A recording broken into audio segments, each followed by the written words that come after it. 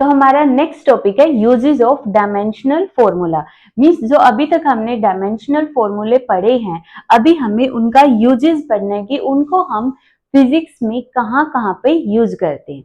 तो मेनली उसके 3 ही यूज है, जिसमें से हमारा सबसे फर्स्ट यूज है checking the correctness of given physical relation. Means तुम्हें कोई भी फॉर्मूला दे दिया जाएगा और तुम्हें ये बताना है कि क्या ये फॉर्मूला सही है या फिर ये फॉर्मूला गलत है। मीन्स देखो, डायमेंशनल फॉर्मूले जो होते हैं ना, वो इतना वंडरफुल कॉन्सेप्ट है फिजिक्स का कि हम इसकी हेल्प से ये भी बता सकते हैं ये फॉर्मूला सही है या फिर गलत है। दूसरा, हम कोई नया फॉर्मूला बना भी सकते हैं। हाँ, हम नया फॉर्मूला खुद बना सकते हैं, बस हमें ये पता होना चाहिए कि ये वाली क्वांटिटी इन फैक्टर पे डिपेंड करती है। हमें कुछ नहीं पता वो मल्टीप्लाई में होंगी, डिवाइड में होंगी, उनकी क्या पावर होगी, कुछ भी नहीं पता। बस सिर्फ हमें ये पता होगा, अच्छा ठीक है, डिस्टेंस है, स्पीड पे डिपेंड करती है, टाइम पे डिपेंड करती है। हम फॉर्मूला खुद बना सकते हैं फिर। ठीक है, तो ये इसके यूजेस के अंदर आएगा जो हम अभी पढ़ेंगे। बहुत वंडरफुल एंड इंटरेस्टिंग कॉन्सेप्ट है। ठीक है, स्टार्ट करें। देखो, सबसे पहले सबसे इजी वाला यूज है ये, checking the correctness of given physical relation. कोई भी फिजिकल रिलेशन लगा के चलो।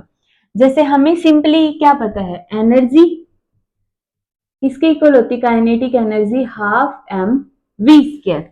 ये फॉर्मूला हमें पता है कि सही है, बट डायमेंशनली हम चेक करके देखते हैं कि क्या ये फॉर्मूला सही है या गलत है। फॉर एग्जाम्पल, अगर इसके साथ में ये ले लो हाफ एम स्केयर वी। मान लो कोई स्टूडेंट है, वो भूल गया फॉर्मूला, उसको लगा कि स्केयर तो था, कौन सी टर्म का था पता नहीं, तो उसने ये फॉर्मूला लिख दिया। अब वो चेक कर सकता है कि इनमें से कौन सा फॉर्मूला सही है। देखो, चेक करके देखते हैं।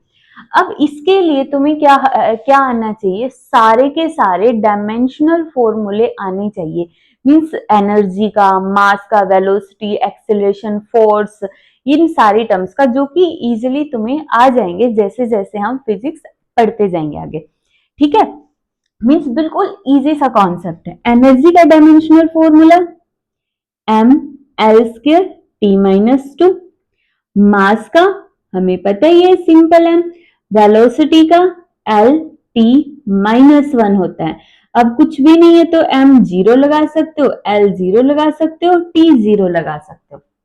ये जस्ट वैसे ही है कि दिखने में ये लगे कि हमने डायमेंशनल फॉर्मूला लिखा है, वरना अगर मैं सिंपल एल टी माइनस 1 लिख दूंगी तो इतना दिखने में नहीं लगेगा कि ये डायमेंशनल फॉर्मूला है और इसका कोई यूज नहीं होगा। ठीक है, अब पुट करो। देखो, सबसे पहले left hand side, left hand side के अंदर एनर्जी है। एनर्जी का डायमेंशनल फॉर्मूला हो गया M L square T minus two. ठीक है, अब उठा लो right hand side. Right hand side में हाफ, जितने भी कांस्टेंट होते हैं, जितने भी प्योर नंबर हो गए, चाहे वो हाफ हो गया, 3/2 हो गया, 3/4 हो गया, पाई हो गया, 2 हो गया, 4 हो गया, 3 हो गया, जितने भी कांस्टेंट है ना, प्योर नंबर वाले कांस्टेंट हो गए। इस तरह से कांस्टेंट, देखो दो तरह के कांस्टेंट आएंगे। एक तो सिंपल कांस्टेंट नंबर जो हम काउंटिंग में देखते हैं, 1 2 3 4 5 6 7 8 9 10 इस तरह से, या फिर हाफ हो गए फ्रैक्शन की फॉर्म में, उनका तो कोई डायमेंशनल फॉर्मूला होता नहीं है। एक होते हैं कांस्टेंट जिनका डायमेंशनल फॉर्मूला होता है, डायमेंशनल कांस्टेंट जिनको हम बोलते हैं। देखो, दो तरह के कांस्टेंट होंगे, इजी सा कॉन्सेप्ट है, एक बार समझ लो। एक होगा डायमेंशनल कांस्टेंट और एक होगा डायमेंशनलेस, डायमेंशनलेस कांस्टेंट। जो डायमेंशनल कांस्टेंट है ना, मतलब वो कांस्टेंट जिसका डायमेंशनल फॉर्मूला होता है, जैसे जी हो गया, स्प्रिंग कांस्टेंट हो गया, उसके बाद हमारे पास जो हम इलेक्ट्रोस्टैटिक के अंदर 12th में पढ़ेंगे, ये अलग अलग हमारे पास आते जाएंगे, परमिटिविटी वगैरह हो गए, जितने भी हैं, मतलब आगे बहुत सारी टर्म्स आएंगी, अपने आप पता लग जाएगा कि वो है तो कांस्टेंट। स्पीड ऑफ लाइट हो गई, है तो वो कांस्टेंट की स्पीड ऑफ लाइट की एक वैल्यू है, वो फिक्स है, मतलब उनकी वैल्यू फिक्स होती है लेकिन उनका डायमेंशनल फॉर्मूला एग्जिस्ट करता है। और एक होता है डायमेंशनलेस कांस्टेंट, मींस जिनका कोई डायमेंशनल फॉर्मूला भी नहीं होता और उनकी वैल्यू भी फिक्स होती है, जैसे कि हमारे पास पाई हो गया सबसे फेमस एग्जांपल। फिर 1 2 3 4 5 जितने भी है 1/2 3/2 4/2 जितनी भी तुम्हें काउंटिंग आती है इसको तुम कैसे भी लिख सकते हो। ठीक है, इन सभी का डायमेंशनल फॉर्मूला होता है ML0 T0। एंगल है देखो, ये जो एंगल होता है ना 30 डिग्री 40 डिग्री 50 डिग्री जो भी एंगल हो उसका कोई डायमेंशनल फॉर्मूला नहीं होता है। ठीक है, बट उसकी वैल्यू होती है, उसकी वैल्यू होती है। ठीक है, तो ये जो कुछ टर्म्स है इनको याद रख सकते हो, याद भी नहीं रखना है, समझना है बस। ठीक है, अब देखो राइट हैंड साइड हाफ का कुछ है नहीं, मास का कितना होगा m स्क्वायर हो गया, v वेलोसिटी का कितना होता है LT-1 होता है। अगर तुम सोचो कि हमने m क्यों नहीं लिखा तो तुम m लिख सकते हो। मास का कितना हमारे पास, मास का है m L0 T0, मास का स्क्वायर था तो इसका स्क्वायर कर दो। फिर है v का कितना है m0 LT-1, बिल्कुल इजी सा कॉन्सेप्ट है। फिर m की पावर यहाँ पे स्क्वायर खोलोगे तो अंदर आ जाएगा 2, 0 0 इनका स्क्वायर करोगे तो भी 0 ही रहेगी, तो m की पावर 2 और यहाँ पे m की पावर 0, तो टोटल पावर मल्टीप्लाई में ऐड होती है ना इस तरह से। अगर मैं बोल दूं x square multiply by x की पावर 4 तो यहाँ पे कितनी हो जाएगी x की पावर 6 हो जाएगी। जब दो सिमिलर टर्म्स का हम मल्टीप्लीकेशन करते हैं तो उनकी पावर ऐड हो जाती है। ठीक है, ये पॉइंट याद रखना है। l की पावर इधर 0 है इधर 1 है तो 1, t की पावर 0 है और t की पावर -1 है तो -1। ये जो एनर्जी आ गई देखो, यहाँ पे लेफ्ट हैंड साइड तो बोल रही है फॉर्मूला है ml² t-2, right hand side में हो गया m² L1 t-1 जो कि इक्वल नहीं है। अगर left hand side right hand side के इक्वल ना आए दैट मीन्स वो फॉर्मूला हो गया रॉन्ग, वो फॉर्मूला क्या हो गया गलत हो गया। ये जो फॉर्मूला हमने देखा ये गलत है क्योंकि इसके लेफ्ट हैंड साइड का डायमेंशनल फॉर्मूला और राइट हैंड साइड का डायमेंशनल फॉर्मूला डिफरेंट है। अगर समझ नहीं आया तो कोई प्रॉब्लम की बात नहीं, कोई टेंशन मत लेना क्योंकि अभी हम 3-4 एग्जांपल करेंगे ऐसे ऐसे। ठीक है, अब इसको देखते हैं, इसको चेक करते हैं। लेफ्ट हैंड साइड हमें पता ही है एनर्जी है, राइट हैंड साइड देखते हैं। हाफ का कोई नहीं है, मास का m, वेलोसिटी का LT-1 और इसका कर दो स्क्वायर m L²T-2। जब हम स्क्वायर खोलेंगे तो ऐसे ही आएगा। ऐसा मत करना कि t की पावर -1 का स्क्वायर हो जाएगा t की पावर +2, नहीं, ये मल्टीप्लाई होगी डायरेक्ट टर्म, -1 की मल्टीप्लाई 2 के साथ तो -2 आएगा। ये जो मैं पॉइंट बोल रही हूँ कि ऐसा मत करना, ऐसे स्टूडेंट करते हैं इसलिए मैं यहाँ पे मेंशन कर रही हूँ कि इसको प्लस मत कर देना। ठीक है, अब देखो लेफ्ट हैंड साइड था हमारे पास ml² t-2, right hand side है ml² t-2, तो यहाँ पे left hand side is equal to आ गया राइट हैंड साइड के इक्वल, तो इसका मतलब हमारा ये वाला फॉर्मूला करेक्ट है। समझ आ गया, इजी है। अब इसका एक और एग्जांपल देखते हैं। देखो बहुत ही ज्यादा इजी है, अगर फिर भी कहीं पे भी कोई प्रॉब्लम आ रही है तो कमेंट कर सकते हो। ठीक है, एक और क्वेश्चन एग्जांपल लेते हैं। सही, t is equal to 2 pi √L divide by z, और एक लेंगे t is equal to 2 pi √G by L। ठीक है, t टाइम पीरियड है हमारे पास, L हो गई लेंथ, ये मेंशन किया मिलेगा, जो जो टर्म होगी ना मेंशन की मिलेगी, क्योंकि t का मतलब सरफेस टेंशन है, सिंपल टेंशन है या फिर यहाँ पे टाइम पीरियड है। तो यहाँ पे हमने बोल दिया कि ये वाली टर्म टाइम है, L हमारे पास लेंथ है, जी हमारे पास एक्सेलरेशन ड्यू टू ग्रेविटी है। ठीक है, अब टाइम पीरियड का डायमेंशनल फॉर्मूला होगा, अगर मैं पूरा लिखूं तो m0 l0 t की पावर 1, लेंथ का होगा m0, लेंथ है तो l की पावर 1 t की पावर 0। जी का होगा हमारे पास acceleration due to gravity, m की 0 l t माइनस 2, l की पावर 1 t माइनस 2। ठीक है, अब देखो ये सारी हो गई। 2 पाई का कोई डायमेंशनल फॉर्मूला होता नहीं है, m0 l0 t0। पुट करके देखो, t लेफ्ट हैंड साइड में तो सिंपल आएगा m0 l0 t की पावर 1। ठीक है, राइट हैंड साइड में देखो, राइट हैंड साइड में अगर हम देखें तो 2 पाई, इसको देखो लिखना चाहो लिख दो, छोड़ना चाहो छोड़ दो, क्योंकि m0 l0 t0 इसका कोई यूज तो है नहीं, तो इसको तुम छोड़ सकते हो। जो भी कांस्टेंट टर्म आएगी ना उसका डायमेंशनल फॉर्मूला तुम्हें m0 l0 t0 लिखने की जरूरत ही नहीं है। क्यों इतना कष्ट करना है कि हम लिखें, इसको छोड़ दो, सिंपल लिखो under root l m0 l1 t0। फिर जी का कितना आएगा m0 l1 t माइनस 2। ठीक है, इजी है। अब इसको थोड़ा सा और सिंप्लीफाई कर लें। देखो ऊपर m0 नीचे m0 कोई फर्क नहीं पड़ता, m0 का m0 रहेगा। ऊपर l1 नीचे l1 है, एक दूसरे को कैंसल आउट कर देंगे, लगा लो, या फिर ये लगा लो ऊपर l1 है नीचे l1 है, इस l1 को ऊपर लेके जाएंगे तो ये माइनस हो जाएगी पावर, माइनस माइनस माइनस, 1 में से 1 गया 0 तो l की पावर 0। चाहे कैंसिल कर दो या सिंपली ऊपर ले जाके सब्ट्रैक्ट कर दो पावर, कुछ फर्क नहीं पड़ रहा है। मतलब इस पॉइंट को मैं एक बार और समझा दूं कुछ बच्चों को ताकि कंफ्यूजन ना। बाई चांस अगर ऊपर l स्क्वायर है और नीचे l1 है तो इसको हम कैसे लिखेंगे, l स्क्वायर l1 ऊपर जाके हो जाएगा l की पावर -1, मल्टीप्लाई के अंदर पावर ऐड होंगी या फिर सब्ट्रैक्शन का साइन है तो सब्ट्रैक्ट होंगी, तो 2 माइनस है तो -1, प्लस होता तो प्लस। ठीक है, अभी नीचे से पावर गई है तो माइनस है तो ये हो गया ये, और वरना तो सिंपल कैंसिल कर दो कि यहाँ पे 1 पावर बच गई। जैसे तुम्हें ठीक लगे वैसे सोल्व करो।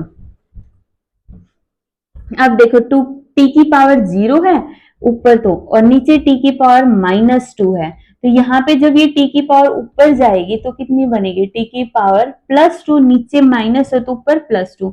अब दोनों मल्टीप्लाई में है, मल्टीप्लाई में ऐड हो जाएंगी तो टी की पावर 2 बन गया। ठीक है, ये थोड़ा सा ज्यादा डिटेल में बता रही हूँ ताकि कुछ स्टूडेंट्स को कंफ्यूजन हो जाती है तो वो ना हो। अब देखो अंडर रूट है, m की 0 का अंडर रूट है, कोई फर्क नहीं पड़ता, 0 को 0 ही रहेगा, l की पावर 0 को भी कोई फर्क नहीं पड़ेगा। अब t स्क्वायर है, अंडर रूट t स्क्वायर है तो क्या होगा, सिंपल t की पावर 1। तो अब देखो लेफ्ट हैंड साइड में है m0, राइट हैंड साइड में है m0 l0 l0 t की पावर 1 t की power 1, means left hand side is equal to है राइट हैंड साइड के, तो मींस ये फॉर्मूला हो गया हमारा करेक्ट। अब बाई चांस अगर हमें फिर भी समझ नहीं आया तो एक बार हम ये रोंग वाला और कैलकुलेट कर लेते, फिर एक दो क्वेश्चन तुम्हें होमवर्क के लिए दे दूंगी, वो कर लेना अपने। देखो वही अंडर रूट जी की वैल्यू हमने लिख रखी है, इजी अभी निकल जाएगा, m0 l1 t माइनस 2, और नीचे है l m0 l1 t0, ये कैंसल, अंडर रूट टी की पावर -2 बच गया। जब हम इसको सॉल्व करेंगे तो कितना आएगा, टी की पावर -1, लेकिन लेफ्ट हैंड साइड में टी की पावर +1 है जो कि इक्वल नहीं है, left hand side is not equal to right hand side. ठीक है, कर लोगे, हो गया ये। अब देखो इसका एक दो क्वेश्चन और तुम खुद प्रैक्टिस कर लेना घर पे आराम से, अभी वीडियो को पॉज करके करना चाहो कर लेना, वरना तो बाद में करते रहना। एक पोटेंशियल एनर्जी, एनर्जी चाहे कोई भी हो, डायमेंशनल फॉर्मूला होगा ml² t-2, उसका फॉर्मूला हो गया mgh, ये देखना। ठीक है, क्या ये फॉर्मूला सही है? m for mass, g for acceleration due to gravity, h for height. Height का डायमेंशनल फॉर्मूला होगा सिंपल l, ठीक है, l हो जाएगा। और distance is equal to speed into time. देखो क्या ये फॉर्मूला सही है? डायमेंशनली चेक करने हैं तुम्हें, s is equal to u t, ठीक है। अब एक क्वेश्चन और मैं करवा देती हूँ, क्वेश्चन नंबर 3 इस टॉपिक का, v square minus U square is equal to twice of A S. ये क्यों करवा रही हूं अभी समझ आ जाएगा। देखो इसमें हमने ये बताना है कि क्या ये फॉर्मूला सही है या गलत। वैसे तो हमें पता है कि ये सही है, बट बाई चांस और भी कोई फॉर्मूला आ जाए जिसमें हमें डायरेक्ट नहीं पता, तब हमें निकाल के देखना पड़ेगा। ये ध्यान से समझ लेना, स्किप मत करना इस पॉइंट को। v velocity, u velocity, velocity होती है L T minus 1, M zero लगा दो। फिर इधर क्या फर्क पड़ता है, इनिशियल वेलोसिटी है या फाइनल वेलोसिटी है या मिड वेलोसिटी या टर्मिनल वेलोसिटी, कोई भी वेलोसिटी हो, डायमेंशनल फॉर्मूला वही रहने वाला है। तो यहाँ पे M zero L T minus 1 का square is equal to twice of acceleration का, 2 का कुछ है नहीं, छोड़ दो, M zero L T minus 2 acceleration का, और डिस्टेंस का M zero L one T zero, ठीक है। तो यहाँ पे देखो एम जीरो, एल को खोल दो स्क्वायर, टी को खोल दो -2, एम को खोल दो 0, एल को खोल दो स्क्वायर, टी को -2, इधर एम दोनों में 0 0 0 रहेगा, एल की पावर 1, एल की पावर 1 1 1 2, टी की पावर -2, टी की पावर 0 -2। अब क्या करोगे बताओ, क्या मैं इसको इससे कैंसल आउट कर दूं? तो 0 is equal to M zero L square T minus 2, ये गलत हो गया और ये फॉर्मूला गलत हो गया। बट ये फॉर्मूला तो सही है, ये तो गलत है ही नहीं। तब अब कैसे करोगे? तो अब ये पॉइंट ध्यान रखो कि जब ऐसे टर्म हो ना, इस साइड भी dimensional formula M zero L square T minus 2, M zero L square T minus 2, same यही फॉर्मूला इधर है, यही फॉर्मूला इधर है, माइनस है बस बीच में, चाहे इधर प्लस हो या माइनस हो, दोनों में से कोई भी साइन हो, और दोनों डायमेंशनल फॉर्मूले अगर सेम है, ठीक है, तो उनको हमें कैंसल नहीं करना है। इसका मतलब होता है कि जो ये राइट हैंड साइड में ये वाली टर्म है ना, M zero L square T minus 2, ये टर्म इस टर्म के भी इक्वल है, ये टर्म इस टर्म के भी इक्वल है। अब एक बार के लिए पॉज करके देखो, मैं किलोग्राम में किलोग्राम ऐड करूंगी या किलोग्राम के अंदर मैं सेकेंड ऐड करूंगी? बताओ। किलोग्राम में अगर मुझे ऐड करना है, एडिशन करना है, मैं बोल दूं 4 केजी 2 केजी, 4 केजी 2 सेकेंड, इनको तुम ऐड कर सकते हो 4 केजी प्लस 2 सेकेंड? मैं तो नहीं ऐड कर सकती, ठीक है। मतलब सेम टर्म में सेम टर्म ऐड होगी, 2 सेकेंड के अंदर 2 सेकेंड ऐड होगा, ना कि केजी। तो इसी तरह सब्ट्रैक्ट भी सेम टर्म होगी, ये वाली टर्म सब्ट्रैक्ट नहीं हो सकती, ठीक है। Same term same physical quantity add होती है, सेम फिजिकल क्वांटिटी सब्ट्रैक्ट होती है। मल्टीप्लाई और डिवाइड कुछ भी हो सकता है, उससे कोई फर्क नहीं पड़ता है। मल्टीप्लाई डिवाइड हम कर सकते हैं, किलोग्राम को सेकंड से डिवाइड कर दो, किलोग्राम पर सेकंड आ जाएगा, क्या फर्क पड़ता है। मल्टीप्लीकेशन और डिवीजन कर सकते हैं, बस हम क्या नहीं कर सकते, ये एडिशन और सब्ट्रैक्शन। इस क्वेश्चन को करवाने का रीजन भी यही था कि ये बताना कि इसमें जब एडिशन और सब्ट्रैक्शन आएगी ना, तो दोनों टर्म्स का डायमेंशनल फॉर्मूला अगर सही है तो ठीक है, वरना तो गलत हो जाएगा। फॉर एग्जाम्पल, अगर इसी क्वेश्चन के अंदर मैं ये दे दूं v square minus U T is equal to twice of A S, अब बताओ।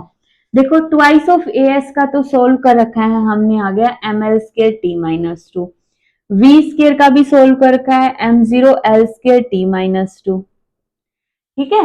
अब रह गया यू टी, यू का M zero L T minus 1, speed का इतना ही है ना, और साथ में है टाइम, तो यहां से देखो m0l² t minus 2 minus m0l t minus 1 और t प्लस 1 बन गया 0, m0l² t माइनस 2। अब देखो ये टर्म तो इक्वल है बट ये टर्म हो गई अलग, तो ये तो कुछ ऐसा नहीं हो गया kilogram minus second is equal to kilogram, ये तो गलत हो गया ना। मतलब ये डायमेंशनल फॉर्मूला गलत है, ये फॉर्मूला डायमेंशनली इनकरेक्ट है। तो हमेशा ये चेक करना है कि एडिशन के अंदर या सब्ट्रैक्शन के अंदर दोनों टर्म्स का डायमेंशनल फॉर्मूला सेम होगा।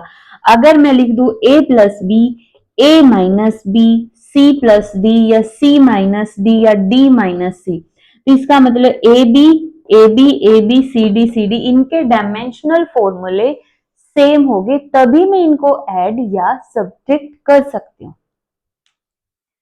क्लियर हो गया? तो ऐसे डायमेंशनली चेक करने के और भी क्वेश्चंस तुम प्रैक्टिस कर सकते हो। नेक्स्ट टॉपिक है